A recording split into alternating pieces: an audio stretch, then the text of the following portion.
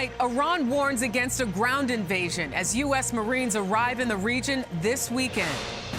2,500 strong aboard the USS Tripoli with more troops on the way. I'm Holly Williams in Tel Aviv. We're hearing new details tonight on an Iranian attack in Saudi Arabia that injured several American service members. 3 fallen service members return home to Ohio and a hero's welcome. At the Vatican this Palm Sunday, Pope Leo with a warning about war and peace. Sempre rifiuta la violenza. Also tonight, conflicting messages. I thought that we would see a bigger drop in stock. Hasn't been that bad. I'm Cristian Benavides in West Palm Beach, Florida. President Trump says that the U.S. is winning the war even as more troops are being deployed and Americans' wallets and Wall Street keep taking hits. Paychecks at last. Unpaid TSA officers are expected to finally get help this week. I'm Jason Allen in Houston. Why it may not end the security nightmare right away, though, for frustrated flyers. NASA's new mission around the moon ready for liftoff. I'm Mark Strassman at the Kennedy Space Center. Our CBS News bureau here followed the Apollo-era's moon missions, and now we're back again as Artemis 2 heads back to the moon as soon as this Wednesday. All that plus going up. CBS's Itai Hodge shows us what could be the future of your commute. It does feel a little bit like the Jetsons. Taking flight right now. This is the CBS Weekend News from New York with Jerika Duncan. Good evening, everyone, and thank you for joining us this Sunday. Tonight, Iran says U.S. ground troops will be, quote, set on fire if they invade the Islamic Republic. This weekend, the first U.S. Marines arrived in the region, giving President Trump more options in a conflict now in its second month. There are 50,000 U.S. troops in the Middle East. So far, more than 3,000 people have been killed, according to the World Health Organization, most of them in Iran and Lebanon.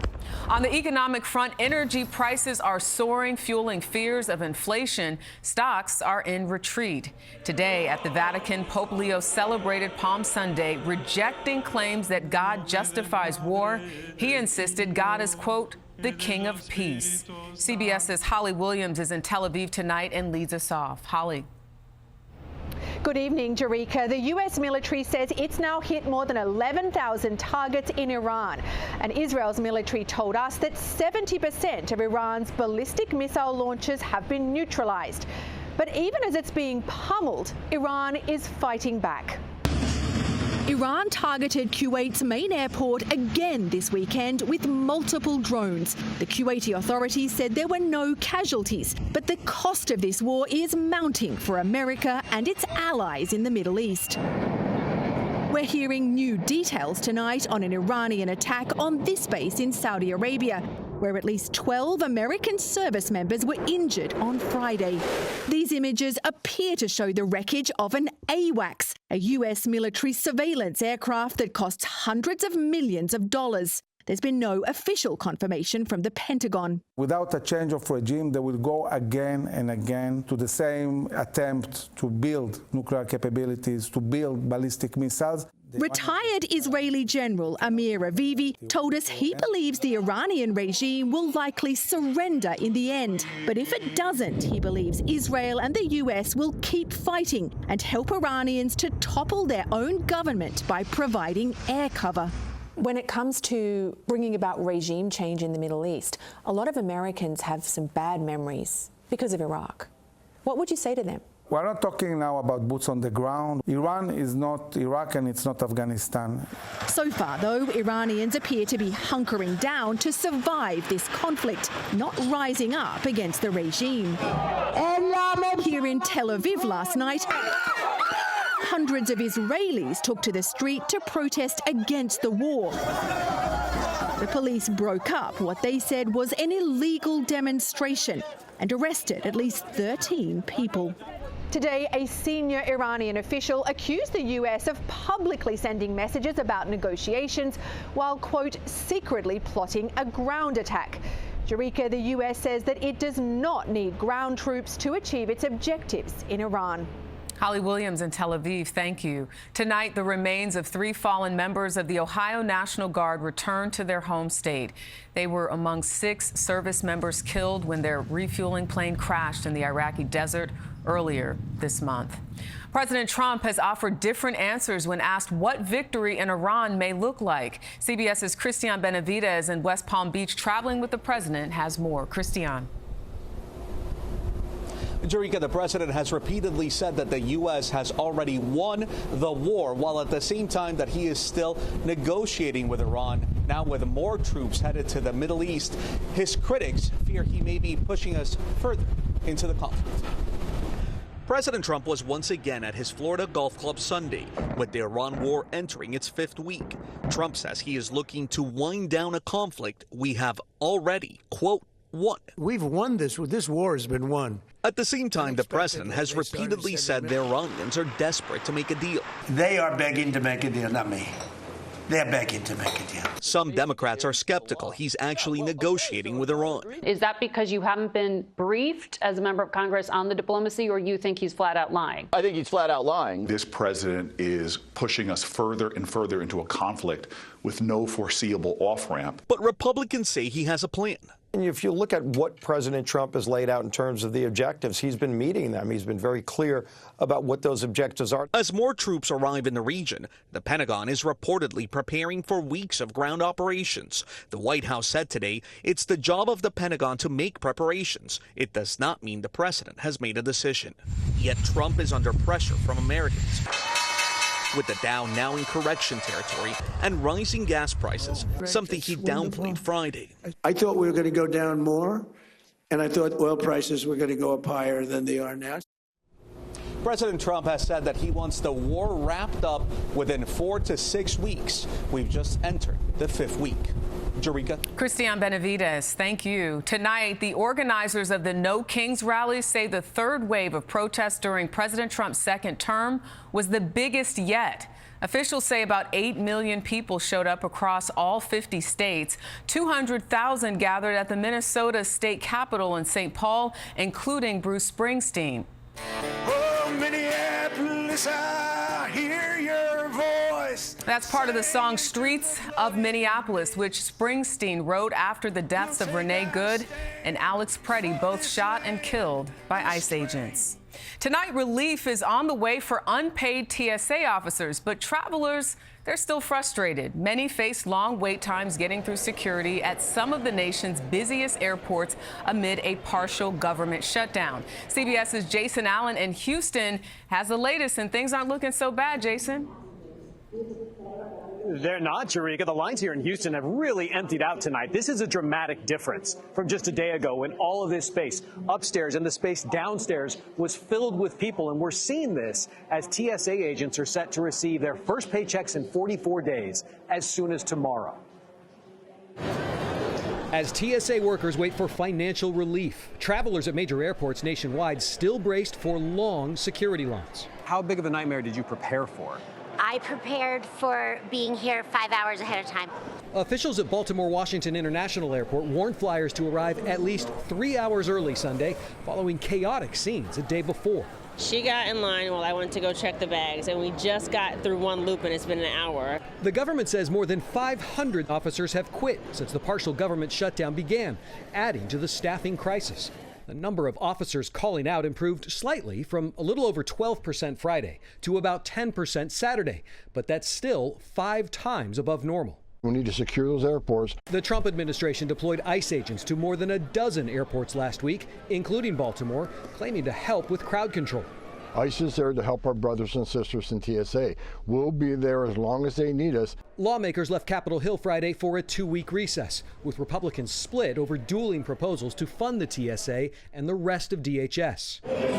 Amid the shutdown standoff, President Trump signed a memorandum to pay TSA officers, but whether that keeps wait times under control remains to be seen. Having to go through this drains all my energy. It's getting exhausting.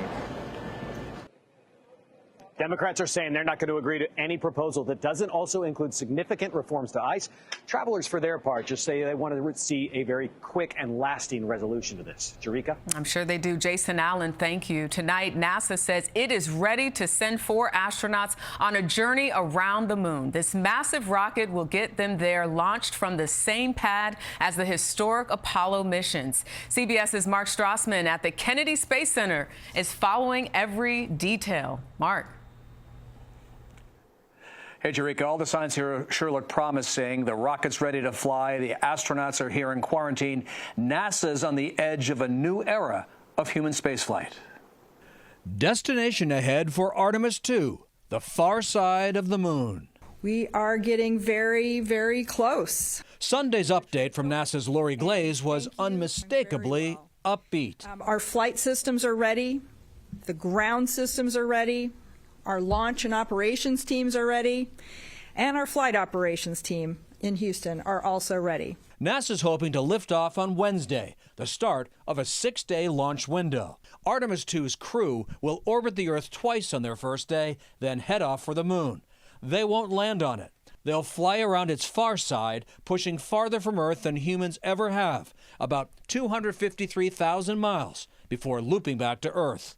This 9-day mission ends with a splashdown off the San Diego coast, a practice run for an eventual moon landing planned for 2028. We do look at it as a test flight. Reed Wiseman is the mission's commander. First time people have flown on this rocket or in this capsule, what is the level of risk in all this? Well, what level of risk profile are you willing to accept? If we weren't willing to take risk, we'd never leave the planet. So we have got to go take risk to humans further off the planet, off to the moon, off to Mars. But it's one thing to intellectually say someone has to be willing to take that risk, and another thing to say I'm willing to take that risk. Why are you willing to take this risk? Right now on planet Earth, there's 4 people in a position to go take this risk, and this is what we signed up for. And myself, Victor, Christina, and Jeremy are in a position to go do that. We have to seize that moment. All launches here are spectator events. This one, more than most. The Artemis 2 launch, Jerika, is expected to draw a crowd of 400,000 people. Wow, big crowd. Mark Strassman, thank you. Apart from high-tech challenges, weather could always complicate launch plans. Let's check in with CBS News meteorologist Andrew Kozak for more on that. Andrew. Jerika, so excited for Wednesday, but no, you're right. Complications from weather, we've seen it happen. Let me talk about Florida, Brevard County. That's where the Kennedy Space Center is located. And let's talk about a couple of things we have to check off as we launch Artemis 2 Wednesday evening. Strict weather limits, no lightning, not a lot of wind, and good temperatures. We should be in range for that. We also have to look for a perfectly timed launch, that it goes with the motion of the Earth. That helps to boost the speed. And of course, a built-in return path. Make sure everything is clear for a safe landing in the Pacific. And as of right now, and I know we have a couple days away, we are looking at temperatures that will be in the 70s, maybe not perfect sky, but mostly cloudy to partly cloudy skies for the launch on Wednesday. Let's talk about the West, because we are still dealing with fire danger heading into your Monday. In fact, critical fire danger possible for Wyoming once again and large portions of the Rockies. Meantime, for your Monday in the Pacific Northwest, showers, some thunderstorms, and some mountain snow. And across the east, milder air works its way in. We're looking at Florida, a few showers and thunderstorms for Monday. Jerika? Andrew Kozak, thank you. Straight ahead on the CBS Weekend News, drones have revolutionized warfare, how one country is preparing to fight back. And later, the race to build a flying car, why the future is now.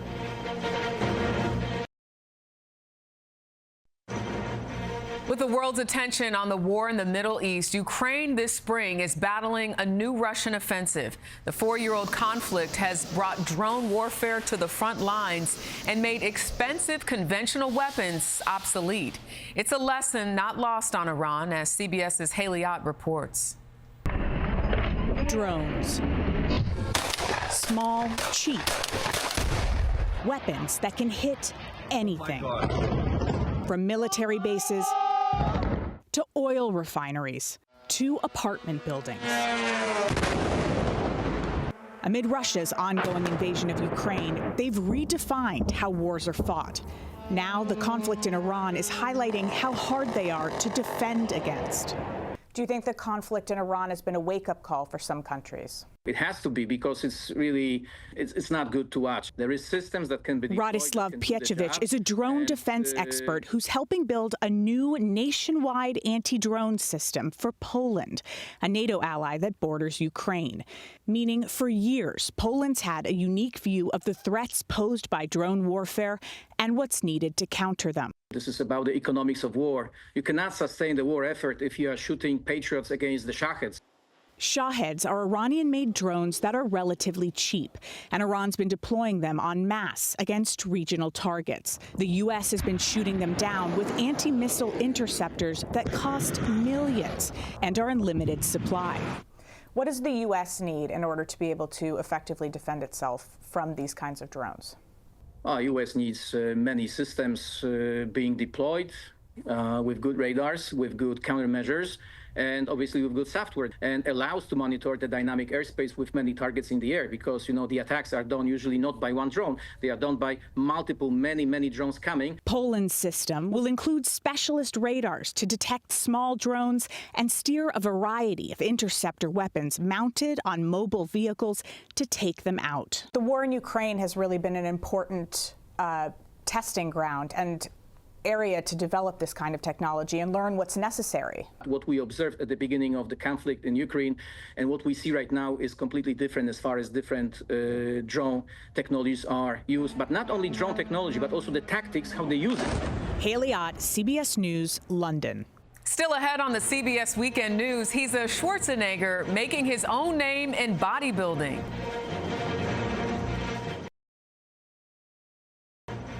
Tonight, the men's college basketball Final Four is all set. UConn beat Duke to advance, and Michigan topped Tennessee. Next Saturday in Indianapolis, number 2 seed UConn plays number 3 seed Illinois, and 2 number 1 seeds made it through their brackets. Arizona faces off against Michigan.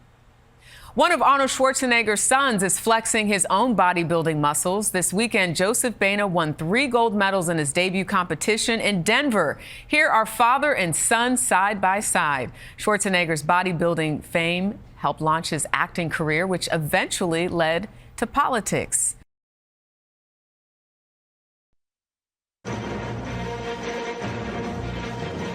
Finally, most of us have been stuck in traffic, and yes, we've dreamed of a flying car. Well, now Silicon Valley is racing to make those dreams come true. In tonight's Weekend Journal, CBS's Itai Had shows us how the future is already taking off.